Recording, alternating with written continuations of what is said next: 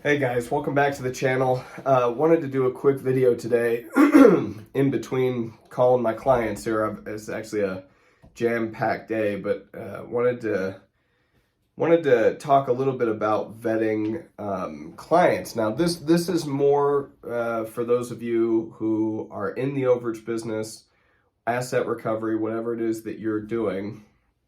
It is very important to vet your clients. Let's just get right into this, shall we?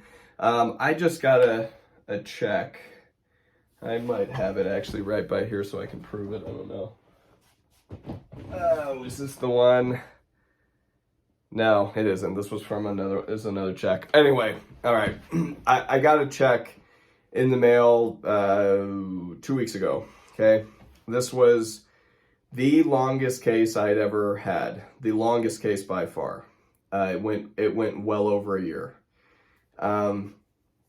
It was pretty much a disaster from the beginning. Now, we did, as you know, we did end up winning. It took a long time, but we won. I only profited on this one about $1,500, which when you could, like, $1,500 is good. Don't get me wrong. It's a nice little payday, I guess. But when you consider how much time, effort, and work went into this case, oh man, 1,500 is nothing, right? But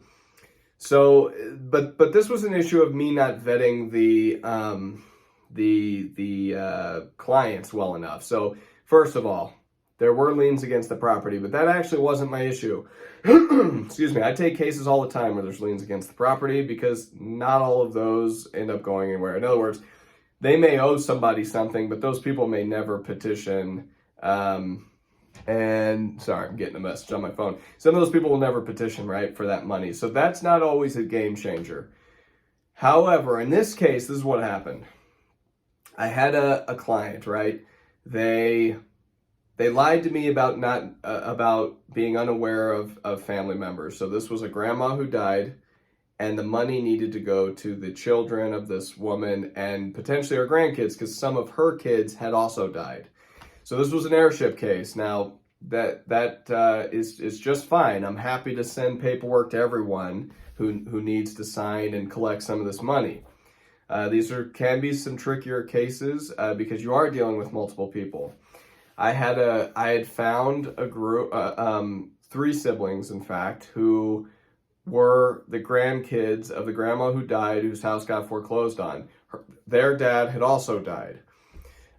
Problem was they basically claimed they didn't know anything about their relatives. They didn't know if their aunts and uncles were still alive. They thought they were all dead. On and on they went. Turns out they totally knew they were alive. They knew where they were, the whole bit. They didn't tell me this. So while I was working to sign them up to get the money back for them, because by the way, I couldn't find the aunts and uncles either. I tried finding all of them, could not find them to save my life. So I signed on the grandkids that I did know about, and they were entitled, I want to say, to about 1/3 of the money if the judge decided that. However, if no one else petitioned, we could have got the full amount, which would have been $35,000. And so, long story short, we petitioned. We petitioned with using these 3 clients. And then almost immediately after, so the judge actually granted us the money. He gave us the $35K. And this is the first time this has ever happened to me. As soon as he granted the money, another attorney petitioned for their share because he had all the rest of the family members. I don't know how he found them, guys, but somehow he found them. He had everybody. And basically said, I want this money. Well, as I was reading his petition, I noticed that the 3 that I had signed on with me had also signed on with him.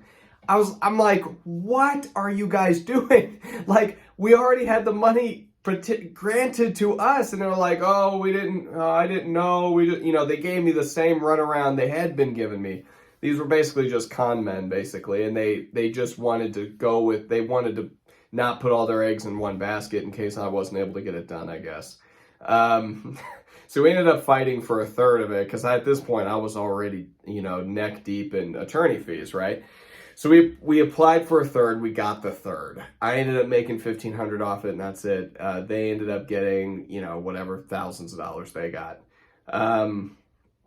But basically, this took a very long time to work out, and it basically was just a back and forth between my attorneys and theirs. Guys, when I knew this was risky because I didn't have all the family members. I knew that going in.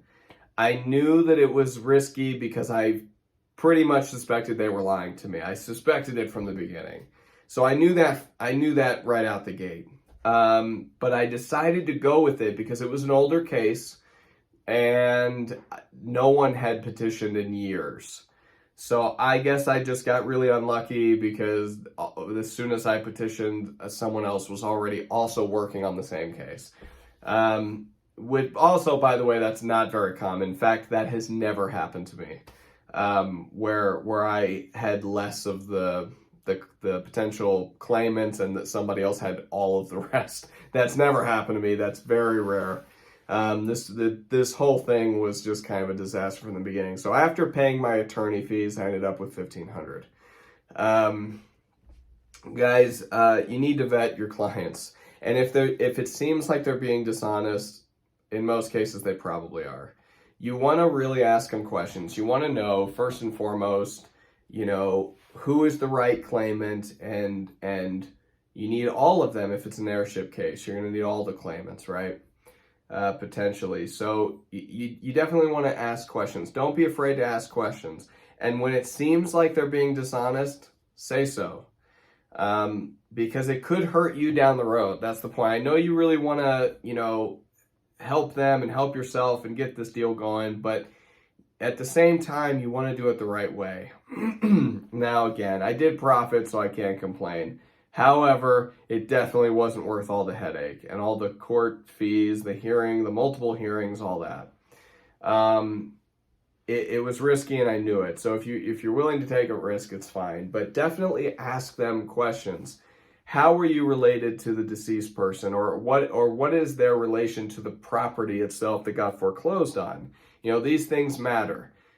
Do they have siblings? Because that is very important. And do they really know where their siblings are? Okay, these are all very important things to consider.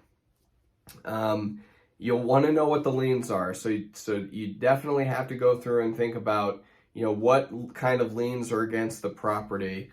This is something I go over at length in my course, but that's something that you're going to need to find out. And I'll show you how that's done. But the bottom line is, every single case that I've ever lost, and honestly, I can count on one hand. It's probably I think I've only lost like 3 cases. The only out of all those, they were all risky. I really didn't do my due diligence. In fact, there was only one where it was a bad call on the judge's part, and I think he was new. Anyway, every other one, it was because I just didn't vet the clients well enough. So you want to pay attention to those things. If you have questions about that, leave it in the comments below, and we can go more in depth. The bottom line is you need to know what the right questions are, and you need to ask those questions, and don't be afraid to. Some of them are obviously you prying a little, but that's okay. You're trying to win this money for them in court, and to do that, you need all the info. So vet your clients, guys, and don't lose out on cases or make less than you should be. That's the message for the day. We'll see you next week.